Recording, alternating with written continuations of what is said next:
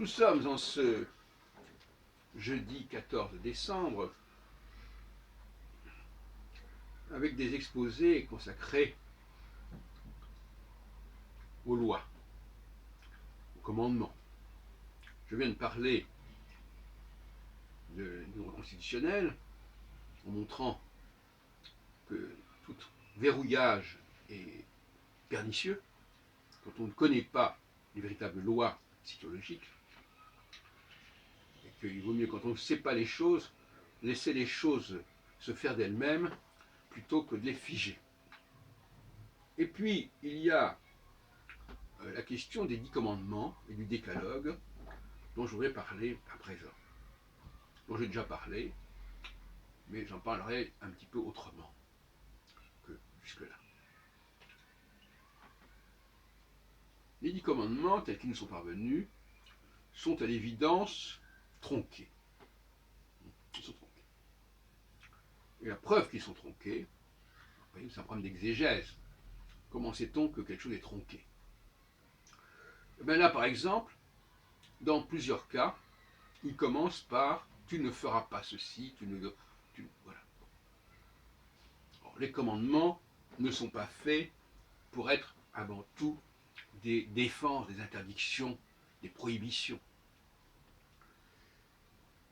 On permet certaines choses et l'on précise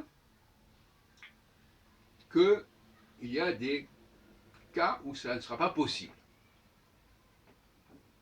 Si on lit par exemple dans le Deutéronome les lois alimentaires, il est bien dit, tu pourras manger des animaux comme ceci, comme cela, etc. Mais tu ne pourras pas manger tel et tel type d'animal.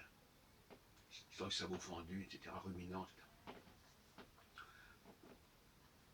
Dans le jardin d'Éden, tu pourras manger les fruits, etc., mais tu ne pourras pas manger de ce fruit défendu. Arbre de connaissance. Donc le mais tu qui est restrictif fait suite à une affirmation positive. Or, dans le décalogue tel qu'il nous est parvenu, il y a dans beaucoup de cas des restrictions, mais il n'y a pas l'affirmation de ce qui est possible de faire. Donc on ne sait pas quelles sont les pratiques permises, on ne sait que les pratiques qui ne sont pas permises, ce qui est un petit peu limité. On ne nous énumère plus ce qui est autorisé, ce qui est pratiqué. Et donc quand on lit « tu ne tueras point », il y a un malaise. On dit ouais, « tu ne tueras point », ça veut dire quoi tu ne tueras pas? Alors, on ne nous dit pas, si on rentre dans ma logique, « tu ne tueras point », ça veut dire que tu peux tuer, mais tu ne tueras point X, Y. Alors qu'est-ce qu'on peut tuer, qu'est-ce qu'on ne peut pas tuer? C'est la grande question. Et on pourrait dire ça d'autres cas. En revanche, par exemple, l'observation du Shabbat, c'est d'abord une observation positive. Le fait d'honorer ses parents, c'est une observation, un commandement positif. Sans parler du fait d'adorer Dieu, etc. Alors, il y a un cas qui m'a particulièrement intéressé récemment, c'est « tu n'invoqueras pas le nom de Dieu en vain ».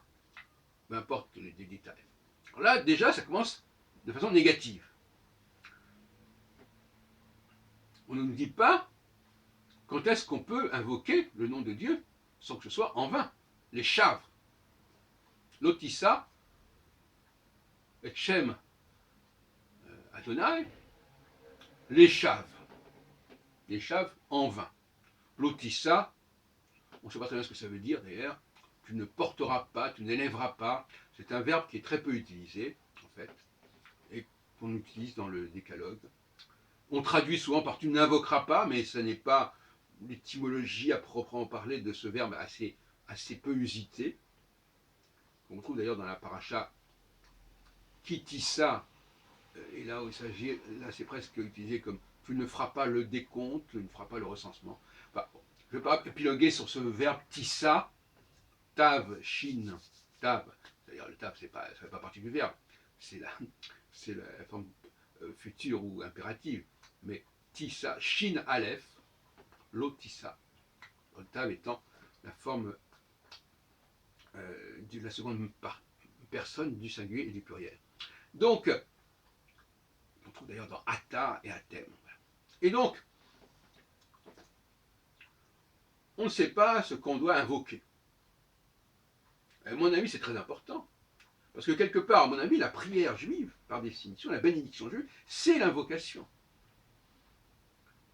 Donc quand on dit Baruch Ata Adonai, etc., béni sois-tu, etc., on est dans le troisième commandement du Décalogue. Or, on nous retient de ce commandement que le fait de ne pas invoquer en vain. C'est quand même un peu court. Donc, voyez-vous, il y a un malaise concernant le Décalogue qui est assez flagrant, parce qu'on a l'impression que ça a été charcuté. Et ça, c'est bien fâcheux.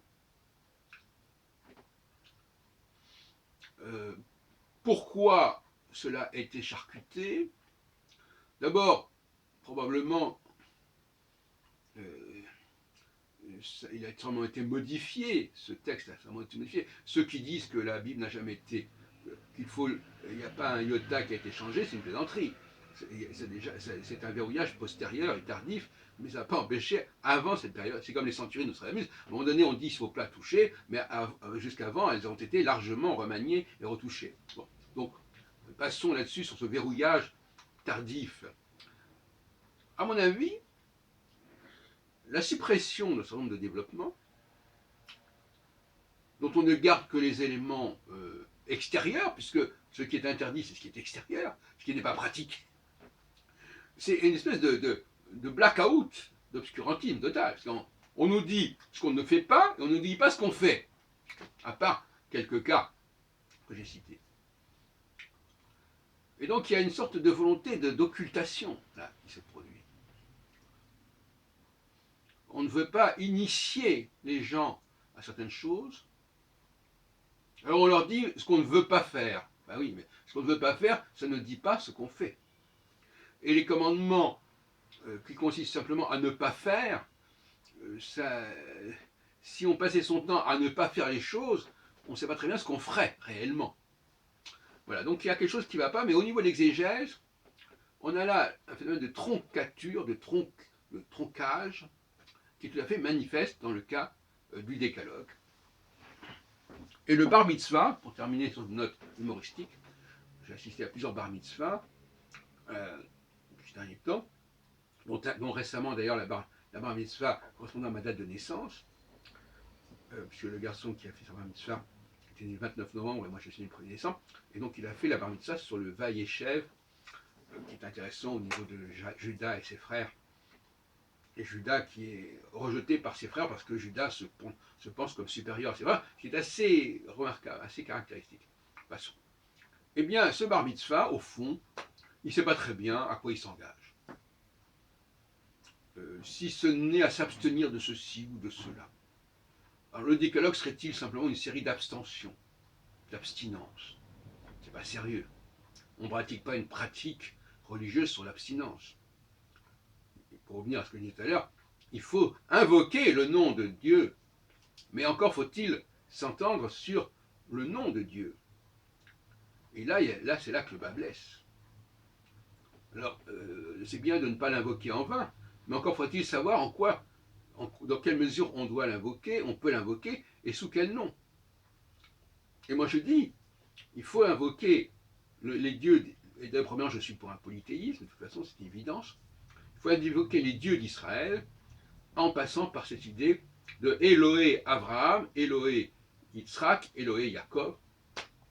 Et donc on n'est pas dans le Dieu unique, contrairement à ce qu'on nous dit souvent. Parce que beaucoup de juifs s'imaginent que le judaïsme c'est le monothéisme. N'importe quoi. C'est une série de dieux. Elohé nous, nos dieux, les dieux de nos ancêtres, Elohé Avotenu. Et d'ailleurs je suis pour un nouveau schéma Israël, qui dirait Baruch agenouillez-vous, Baruch est. Alors Adonai, on peut l'utiliser, puisque de toute façon, même si j'ai dit qu'il ne fallait pas utiliser Yahvé, pour toutes sortes de raisons qui ne sont pas celles que les Juifs mettent en avant, mais parce que tout simplement, c'est le Dieu créateur, c'est pas le Dieu des Hébreux. Et comme on le dit Adonai, de toute façon, on peut tout à fait penser qu'Adonai renvoie à Elohim et non pas à Yahvé. D'autant plus qu'Adonai est un pluriel, comme à Elohim. Baruch est Adonai Eloheinu, nos seigneurs, nos dieux,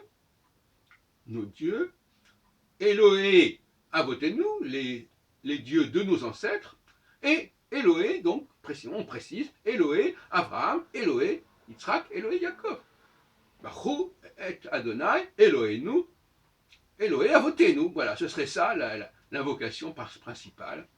Et si on fait une invocation qui n'est pas celle-là, eh bien, le message de communication avec l'autre dimension ne se fait pas.